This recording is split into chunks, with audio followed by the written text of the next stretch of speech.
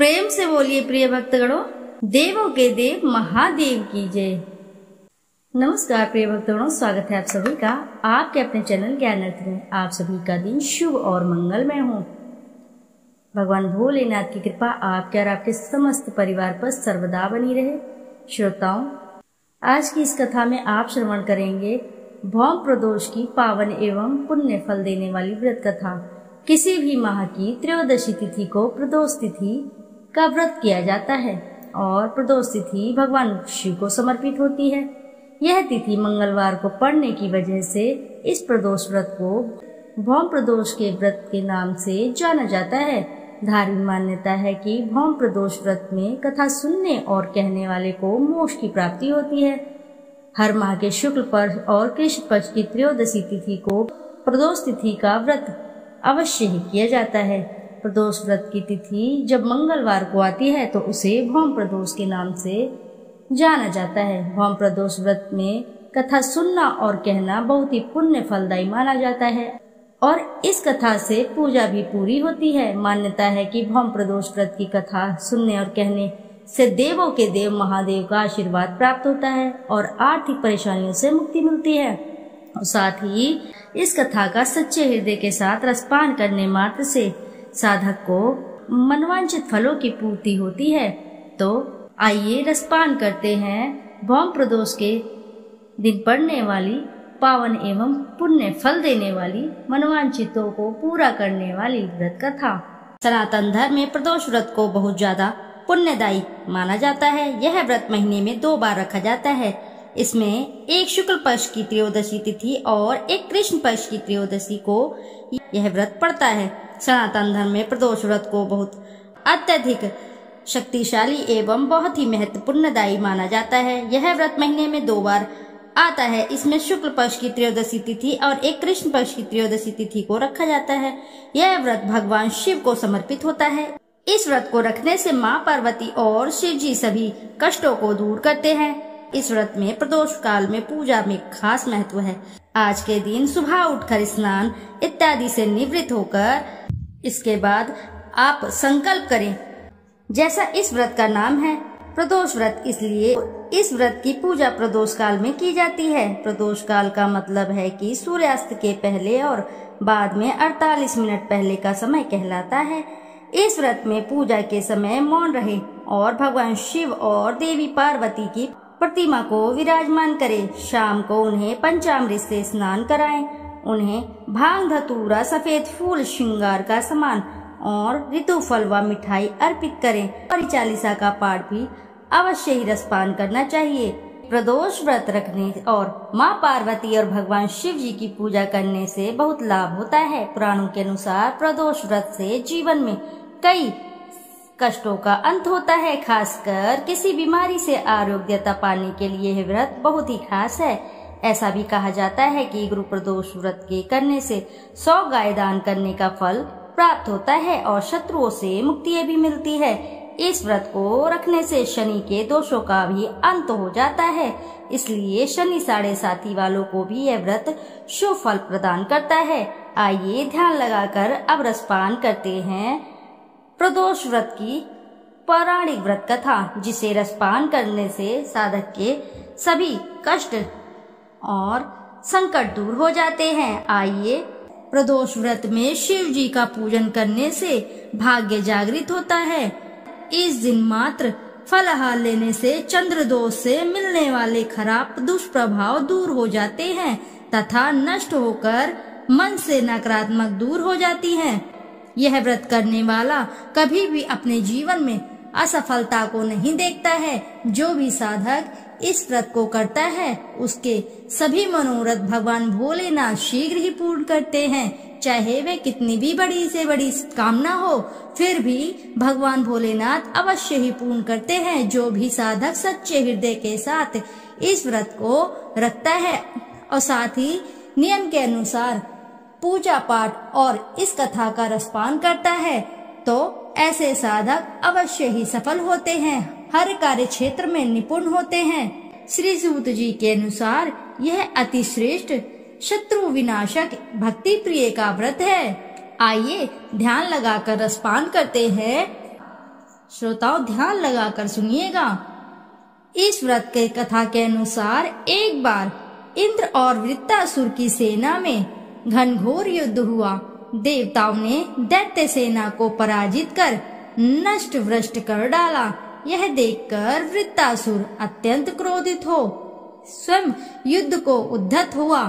आसुरी माया से उसने विकराल रूप धारण कर लिया। सभी देवता भयभीत हो गुरुदेव बृहस्पति की शरण में पहुँचे। बृहस्पति महाराज बोले, पहले मैं तुम्हें वृत्तासुर का स्वास्तिक परिचय दे दूं। वृत्तासुर बड़ा तपस्वी और कर्मनिष्ठ है। उसने गंधमादन पर्वत और घोर तपस्या कर शिव को प्रसन्न किया है। पूर्व समय में वह चित्ररथ नाम का राजा हुआ करता था। एक बार वह अपने विमान से कैलाश पर्वत चला गया। वहां शिव जी के वाम अंग में माता पार्वती को विराजमान देख वह उपहास पूर्वक बोला, हे प्रभु, मोह माया में फंसे होने के कारण हम स्त्रियों के वशीभूत रहते हैं, किंतु देवलोक में ऐसा दृष्टिगोचर नहीं हुआ है कि स्त्री आलिंगनबद्ध हो सभा में बैठे। चित्ररथ के यह वचन सुन सर्वव्यापी शिव शंकर हंसकर बोले, हे राजन, मेरा व्यवहारिक दृष्टिकोण पृथक है। मैंने मृत्युदाता कालकूट महाविष का पान किया है, फिर भी तुम साधारण जन की भांति मेरा उपहास उड़ाते हो। माता पार्वती क्रोधित हो चित्ररथ से संबोधित हुई, अरे दुष्ट, तूने सर्वव्यापी महेश्वर के साथ ही मेरा भी उपहास उड़ाया है। अतएव मैं तुझे वह शिक्षा दूंगी कि फिर तू ऐसे संतों के उपहास का दुस्साहस नहीं करेगा। अब तू दैत्य स्वरूप धारण कर विमान से नीचे गिर। मैं तुझे शाप देती हूँ। जगदम्बा भवानी के अभिशाप से चित्ररथ राक्षस योनि को प्राप्त हुआ और त्वष्टा नामक ऋषि के श्रेष्ठ तप से उत्पन्न हो वृत्तासुर बना। गुरुदेव बृहस्पति आगे बोले, वृत्तासुर बाल्यकाल से ही शिव भक्त रहा है। अतः हे इंद्र, तुम बृहस्पति प्रदोष व्रत कर शंकर भगवान को प्रसन्न करो। देवराज ने गुरुदेव की आज्ञा का पालन कर बृहस्पति प्रदोष व्रत किया। गुरु प्रदोष व्रत के प्रताप से इंद्र ने शीघ्र ही वृत्तासुर पर विजय प्राप्त कर ली और देवलोक में शांति छा गई। अतः प्रदोष व्रत हर शिव भक्त को अवश्य ही करना चाहिए। तो प्रेम से बोलिए प्रिय भक्तगणों, जय भोलेनाथ हर हर महादेव। आइए करते हैं शिव जी की आरती। ओम जय शिव ओंकारा, स्वामी जय शिव ओंकारा, ब्रह्मा विष्णु सदा शिव अर्धांगी धारा। ओम जय शिव ओंकारा, एकानन चतुरानन पंचानन राजे, हंसानन गरुणासन वृषवाहन साजे। ओम जय शिव ओंकारा, दो भुज चार चतुर्भुज दस भुज अति सोहे, त्रिगुण रूप निरखते त्रिभुवन जन मोहे। ओम जय शिव ओंकारा, अक्षमाला वनमाला मुंडमाला धारी, त्रिपुरारी कंसारी करमाला धारी।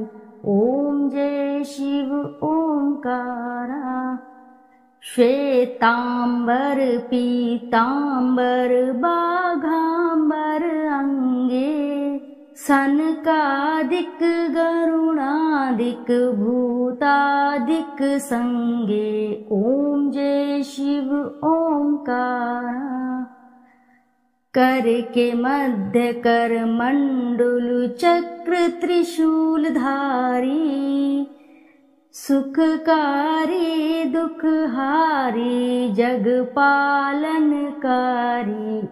ओम जय शिव ओंकारा। ब्रह्मा विष्णु सदा शिव जानत अविवेका।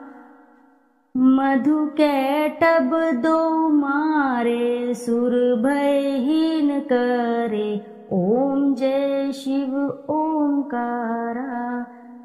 लक्ष्मी व सावित्री पार्वती संगा। पार्वती अर्धांगी शिव लहरी गंगा। ओम जय शिव ओंकारा। पर्वत सोहे पार्वती शंकर कैलासा। भांग धतूर का भोजन भस्मी में वासा। ओम जय शिव ओंकारा।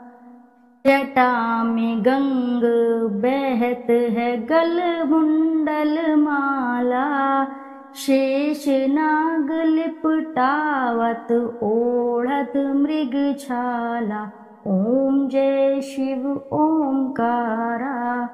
काशी में विराजे विश्वनाथ नंदी ब्रह्मचारी।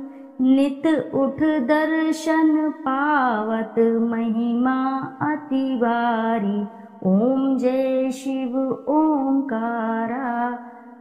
त्रिगुण स्वामी जी की आरती जो कोई नर गावे। कहत शिवानंद स्वामी मन वांछित फल पावे। ओम जय शिव ओंकारा। तो बोलो भक्तों, हर हर महादेव, जय भोलेनाथ।